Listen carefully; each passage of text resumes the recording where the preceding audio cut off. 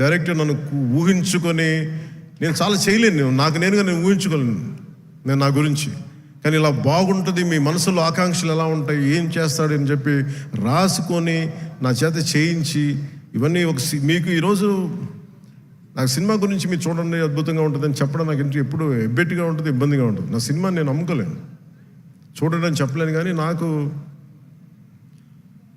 Cinema dubbing అప్పుడు చూస్తాను, లేదంటే నేను టెక్నికల్ ఆస్పెక్ట్స్ చూసేటప్పుడు ఉండేది. కానీ ఈ సినిమాను చూస్తున్నప్పుడు ఖచ్చితంగా గబ్బర్ సింగ్ తర్వాత అలాంటి విజయం సాధించాలనేది మీ అందరి ఆశయాలతో ఖచ్చితంగా అది గబ్బర్ సింగ్ అంత విజయం సాధిస్తానని చెప్పి నేను మనస్ఫూర్తిగా నేను కోరుకుంటున్నాను, అభిలాషిస్తున్నాను.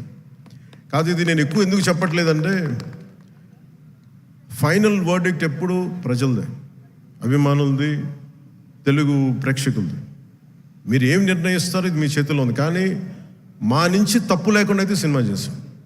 ఒక యాక్టర్గా నేను కావచ్చు, టెక్నీషియన్స్గా కావచ్చు, హరిశంకర్ స్క్రీన్ ప్లే కావచ్చు, నిర్మాతల తాలూకు ప్రొడక్షన్ వాల్యూస్ కావచ్చు, టెక్నికల్ ఎఫర్ట్స్ కావచ్చు, నాతో పాటు యాక్ట్ చేసిన నటీనటులు కావచ్చు, మేము మా జాబ్ చాలా బ్రిలియంట్గా చేసాం, బెస్ట్ ఎఫర్ట్స్ పెట్టాం ఇన్ గివెన్ సర్కమ్స్టాన్సెస్. ఇది గబ్బర్ సింగ్ అంత విజయం సాధించాలని మనస్ఫూర్తిగా నేను కోరుకుంటున్నాను. సినిమా కూడా చాలా ఎంగేజింగ్గా ఉంది, ఎంటర్టైనింగ్గా ఉంది అనిపించింది నాకు చూస్తూ ఉంటే. సో ఇది ఒక మాస్ ఎంటర్టైనర్ గాను, లేదంటే మీరు ఎలా చూస్తారు, నేను కూడా 19th ఉగాది రోజున మీరు ఎలాంటి తీర్పునిస్తారు, మీకు ఎలా నచ్చదు నేను కూడా ఎదురు చూస్తూ ఉన్నాను. ఎక్కడో మారుమూల నేను పాలిటిక్స్లో ఉన్నా కానీ నేను ఎప్పుడు సినిమా నా నుంచి తీయలేను, నా గుండెలో ఉండిపోయింది, నరాలు జీర్ణించుకుపోయింది, సినిమాని తీయలేరు. ఇందాక హరీష్ చెప్తున్నట్టుగా ఒక పాటలు కానీ సాహిత్యం కానీ వింటూ ఉంటాం. అలాగే ఒక మంచి సినిమా, ఒక మంచి కథ, మనం చాలా లోలో ఉన్నప్పుడు ఒక సినిమా చూడగానే, ఒక సన్నివేశం చూడగానే మళ్ళీ జీవితం మీద మళ్ళీ మనకు ఆశ వచ్చి ముందుకెళ్తాం.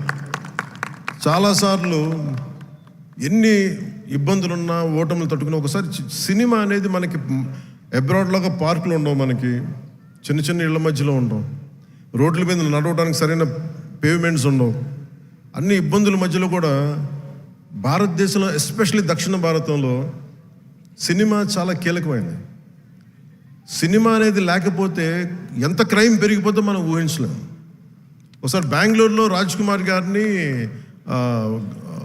వీరప్పన్ ఆయన కిడ్నాప్ చేసినప్పుడు, this is observation by Karnataka police, సడన్గా స్పైక్ అయిందండి క్రైమ్. సినిమాలన్నీ 100 రోజులు పైన బంద్ చేసేటప్పటికి.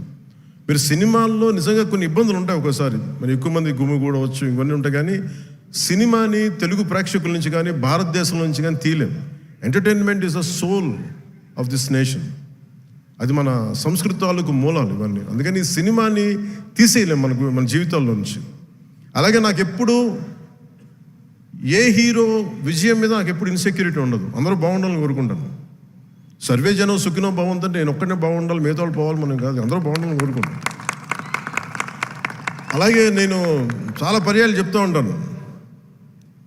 ఇప్పుడు ఉదాహరణకి నేను టుడే ఈ మన ఏపీ గవర్నమెంట్కి సంబంధించి టికెట్స్ ఇవన్నీ అడుగుతూ ఉంటే నేను అది ఒకటి అనుకుంటాను. First of all ticket hikes ఇవన్నీ ఏంటి, ఇట్ ఈస్ అబౌట్ ఎవరిని ఎక్స్ప్లాయిట్ చేయడం కాదు కదా. Cinema is not a